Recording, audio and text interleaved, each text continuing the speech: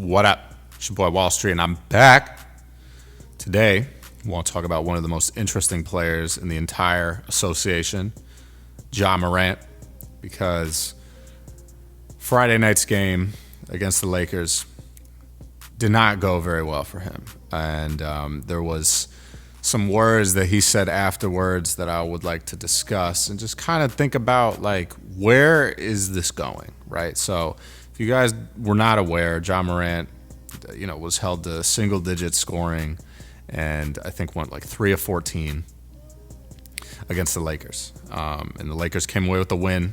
It was a 5-point win by the Lakers. So despite Morant not playing super well, they still kept it close. And Morant made some comments to the media after the game. And basically every question that he was asked, he basically told the media to go ask the coaching staff. And then made a comment about how, according to the coaching staff, what went wrong tonight was that, they played him and that they probably shouldn't play him, right? So it seems like there's a rift that is opening between and the Grizzlies coaching staff. I don't know if this extends to the Grizzlies front office as well, but it seems like it might be time for the Grizzlies to move on from Morant, because when this type of stuff happens, especially with a player that has the type of demeanor that usually presents, and the level of, it's not necessarily like decisiveness, but like the level of, I don't want to say attitude either, but he's a very defined personality, right? Is not gonna keel over for people, right? He is the type of dude that stands on business, okay, in the most plain terms possible. So if I'm the Grizzlies and my star player is not really putting in as much effort as he probably could, right? Because if you guys go back and watch this Lakers game on defense, is not even in a defensive stance half the time. And, on offense was just dribbling the ball for, 5, 6, 7, 8 seconds off the shot clock, just at the top of the 3-point line. Like nothing's happening. He was not running hard on back cuts, none of that. So there's clearly something going on, and there was probably something going on before the game happened. And, is not necessarily playing that well either, right? He's averaging just over 20 points per game so far in the season, but his shooting splits are just awful, absolutely terrible. So the games before that, he was playing decent, right? First game of the season had 12 points, second game had 19, then had 23, then had 28.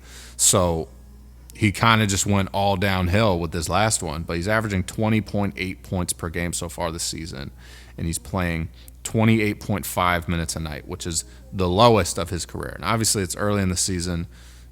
Coaches are still getting used to their new rosters and lineups and all that stuff, so those minutes will probably increase across the rest of the season, but it doesn't look great right now. And obviously, Desmond Bane not being on the team anymore, I think, is affecting them a lot. I don't think they knew how much it was going to affect them. I do like Kentavious Caldwell-Pope, but he's not the same player that he was when he won a championship with the Lakers. It's just, there's a lot to unpack here. And I think the Grizzlies are in a good position to rebuild if they did want to, move on from They obviously got all of those picks from the Magic in that Desmond Bane trade. So there's a lot of room for them to grow, right? If the Magic, wind up not being great this year, that could be another lottery pick for the Grizzlies. So I think what needs to happen here is, obviously they need to see if they want to even resolve this issue, right? Does the coaching staff want to resolve this issue with right? Do you want to move on from Do you want to move on from, your head coach? Right? I still think the Taylor Jenkins firing was bizarre. Didn't make a lot of sense. It was so early to the end of this, so close to the end of the season that it just didn't make a lot of sense to me, right? So I don't know if these guys in the locker room are really meshing with the new coach, Tuomas, or I'm not sure exactly how you pronounce his name.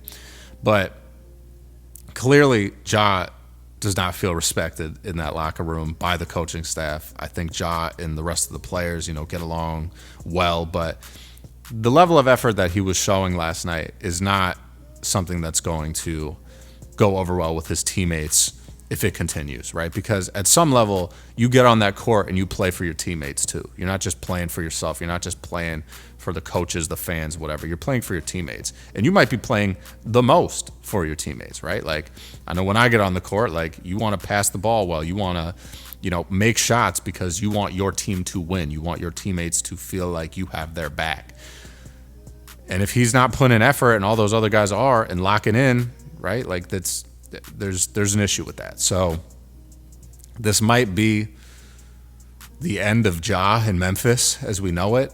I could see a whole lot of teams going out there trying to get him, right? Like, Ja going to the Miami Heat, that'd be an awesome trade. I heard some people talking about Ja going to the Milwaukee Bucks. Don't think that that's a great trade, honestly. I don't know what the Bucks would even be able to trade, to be completely honest with you. So I'm not sure, but it doesn't seem like Memphis is going to be the spot for Ja for long. But I could be wrong. But let me know what you guys think in the comments down below. Would love to hear your thoughts. Also, go check out what Blake Griffin said about this on the Prime telecast the other night. He was basically talking about, a guy like Ja Morant getting paid $40 million a year, needs to put in a higher level of effort, right?